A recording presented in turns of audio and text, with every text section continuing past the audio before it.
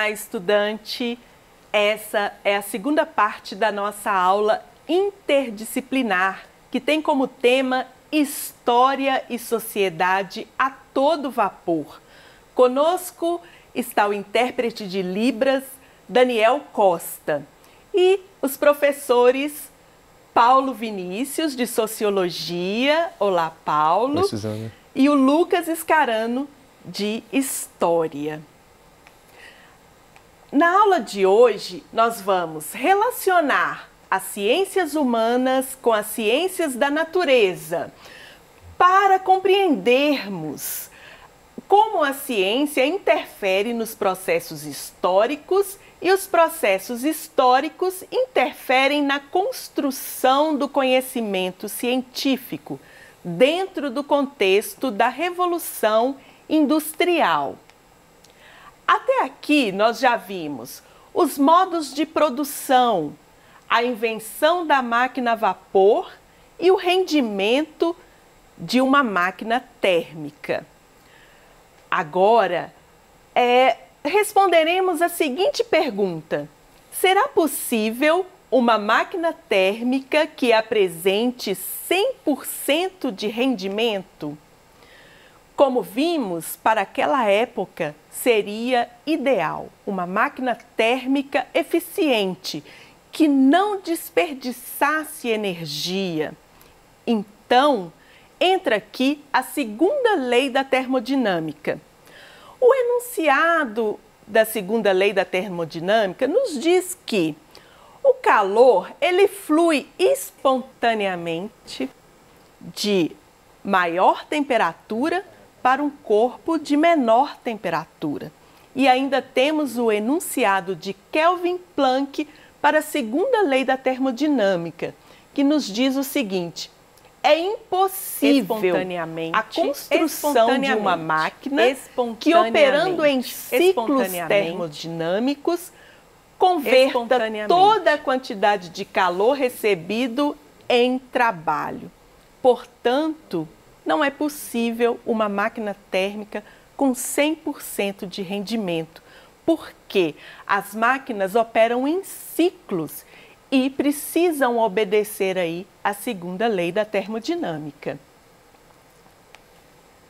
Bom, mas dentre os cientistas daquela época, destacou-se um engenheiro francês, Nicolas Sadi Carnot. Ele empenhou-se no estudo das máquinas térmicas e procurou solucionar o problema da eficiência da máquina.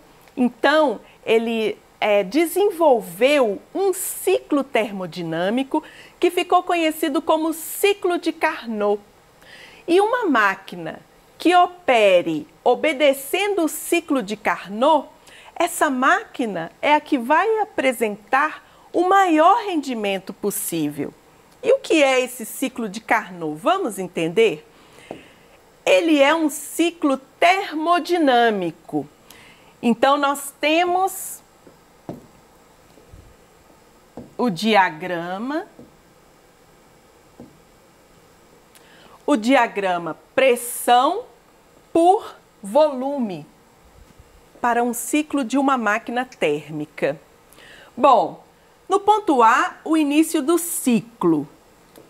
Esse ciclo é constituído por uma expansão isotérmica, de A até B, representa uma expansão exotérmica, ou seja, a temperatura do gás ideal permanece constante. Durante esse ciclo, essa expansão isotérmica, a máquina absorve calor da fonte quente.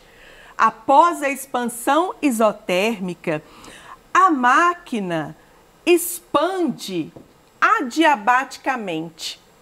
Ou seja, nessa expansão não há troca de calor entre o gás e a sua vizinhança. Em seguida, a outra parte do ciclo é constituída por uma compressão isotérmica e, nesse processo, a liberação de calor para a fonte fria. E a máquina retorna ao ponto inicial do ciclo numa compressão adiabática, sem troca de calor com a vizinhança. Então, concluiu-se que uma máquina que opere de acordo com o ciclo de Carnot apresenta a maior eficiência possível. E existe uma expressão matemática que nos permite calcular a eficiência da máquina de Carnot, que é uma máquina ideal, que opera em ciclos com gases ideais. Para a máquina de Carnot, o rendimento é calculado por 1 menos a temperatura da fonte fria dividida pela temperatura da fonte quente. Então, a máquina de Carnot, ela opera em ciclos entre duas fontes, onde T1 é a temperatura da fonte quente e T2 a temperatura da fonte fria. Mas, em geral, o rendimento das máquinas térmicas é muito baixo, fica em torno de 30%, 40%. E o rendimento máximo de uma máquina térmica é sempre menor que 1, ou seja, não é possível uma máquina com 100% de rendimento e relaciona-se com as temperaturas T1 da fonte quente e T2 da fonte fria. E uma nova organização social, professor Paulo? Então, essa dinâmica que a Revolução Industrial trouxe também mudou a dinâmica social da sociedade naquele momento. E como curiosidade, a sociologia ela surge nesse contexto. E pensando no nosso contexto aqui de aula interdisciplinar, com histórica e com física, a sociologia no primeiro momento foi chamada de física social, porque queria compreender a sociedade a partir de como se observava os fenômenos naturais. Mas viram que, por ser uma outra forma de encarar a realidade, porque está se relacionando com pessoas, também foi necessário criar um novo método, ou seja, uma nova ciência. Então, a gente vê que cada ciência, cada área do conhecimento tem o seu método. Mas aqui, na aula de hoje, nessa dinâmica interdisciplinar, mesmo não usando os mesmos critérios que a sociologia usou naquele momento que se chamava física social, a gente vai compreender algumas coisas por analogia. Porque muitos estudantes gostam de questionar, de provocar, pensando, como que eu vou usar algumas reflexões do meu dia a dia? Então, vamos fazer algumas reflexões, pegando elementos históricos da física, até mesmo contribuindo para a própria reflexão sociológica. Então, no primeiro momento, vamos pensar que a Revolução Industrial ela trouxe a uma nova organização, a sociedade capitalista. Então, essa sociedade capitalista, o foco dela é o lucro. E o lucro ele só pode ser obtido a partir de uma grande produção, no qual se produz excedentes, e esses excedentes são vendidos, aumentando ainda mais a riqueza dos proprietários dos meios de produção, como o professor Lucas falou na aula passada. Então, as máquinas, elas potencializaram a produção e o enriquecimento dos capitalistas. Então, com as máquinas aceleradas, também nós temos uma metrópole acelerada. Então, impactos da aceleração da produção na vida das pessoas. Então, aqui nós vamos fazer uma analogia. O sistema de produção, ele se torna acelerado.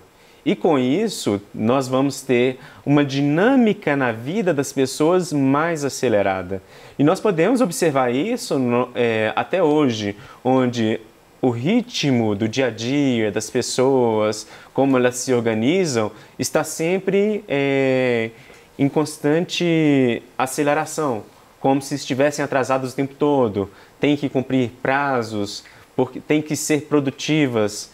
Então, essa organização da Revolução Industrial nos afeta até hoje. Então, nós temos uma dinâmica de vida mais acelerada. Então, a aceleração da produção acelerou a vida das pessoas também. Então, esse novo sistema de produção também trouxe novas questões sociais. Essas questões sociais também devem ser pensadas. Por exemplo, as mudanças que ocorreram dentro das fábricas geraram uma nova organização da cidade e, com isso, novos problemas sociais. Então, na preocupação, na intenção de aumentar a produção em vista do lucro, muitas pessoas ficaram prejudicadas no processo, porque tiveram que render mais, tiveram que mostrar mais eficiência, tiveram que ser mais produtivas. Então, dentro das fábricas havia uma organização pensada apenas para a instalação das máquinas e não para o trabalho das pessoas. Então ali as pessoas viviam em situações de precariedade do trabalho, então as condições de trabalho não eram adequadas. Então, também pensando nessa produção, homens, mulheres, inclusive mulheres grávidas, crianças trabalhavam dentro das fábricas, pois não haviam direitos trabalhistas, não havia uma regulamentação do trabalho, pois o objetivo era produzir e com a produção o lucro. E ali as pessoas eram vistas apenas como mão de obra, não eram vistas como indivíduos que têm suas questões, que devem ser respeitadas na sua individualidade e que são agentes que têm direitos, porque ali naquele momento não haviam os direitos trabalhistas. Então, pensar a dignidade da pessoa humana também não estava naquele momento. Então, haviam muitos acidentes, haviam crianças que adormeciam entre os processos de produção e acabavam sendo esmagadas em algumas máquinas, perdiam membros e não havia uma indenização por esses acidentes do trabalho. Elas eram apenas descartadas. Como o foco era apenas a produção e o lucro, uma pessoa que não produzisse era uma pessoa inútil. Então, o sistema capitalista, desde aquele momento, ele tem trabalhado nessa dinâmica. As pessoas são apenas mão de obra que devem ser exploradas. E fora das fábricas, as cidades também são criadas nessa dinâmica de produção. Então, pensa-se o espaço das fábricas, mas não pensa o espaço de moradia, o espaço de lazer, um espaço de cultura, um espaço para as pessoas viverem. Então, fora das fábricas, haviam problemas de saúde, haviam problemas sanitários, não havia espaços onde descartar o lixo, onde jogar o esgoto. Então, aumentou-se casos de doença, aumentou a proliferação de pragas, de parasitas, o número crescente de ratos. Então, o sistema de produção capitalista, ele só está preocupado com o bem-estar das fábricas e o bem-estar das máquinas. Então, a jornada de trabalho de uma pessoa era exaustiva porque não se preocupava, por exemplo, com o tempo de repouso dessas pessoas. E como analogia que a gente deve pensar, que nós somos seres humanos, que nós precisamos de respirar para produzir a nossa energia, fazendo uma analogia com as máquinas, vimos que em física que não é possível ser 100% produtivo. Se as máquinas não podem ser 100% produtivas, então por que o sistema capitalista cobra isso das pessoas?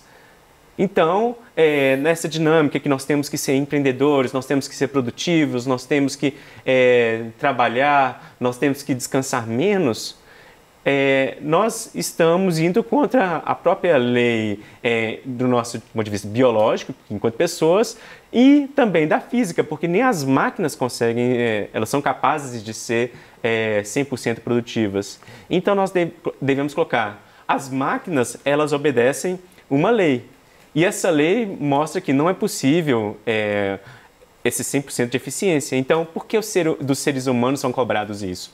Então, enquanto pessoas que pensam, que refletem essa dinâmica do sistema capitalista, é o momento de colocarmos, espera aí, nós também precisamos descansar, nós precisamos fazer com que o nosso corpo se adapte, que ele relaxe e que também precisamos de um repouso.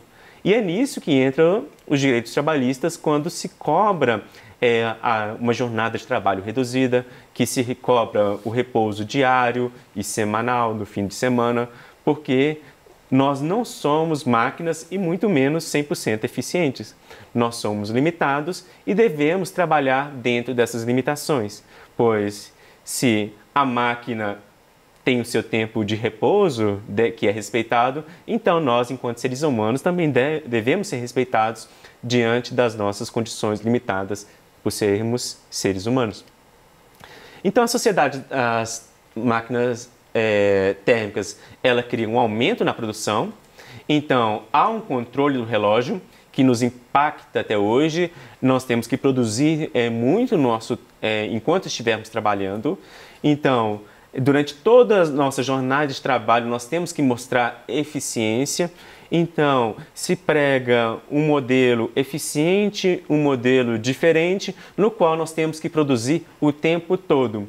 E devemos entender que eficiência no nosso trabalho enquanto seres humanos não é estar produzindo o tempo todo, mas garantindo qualidade de vida, por exemplo.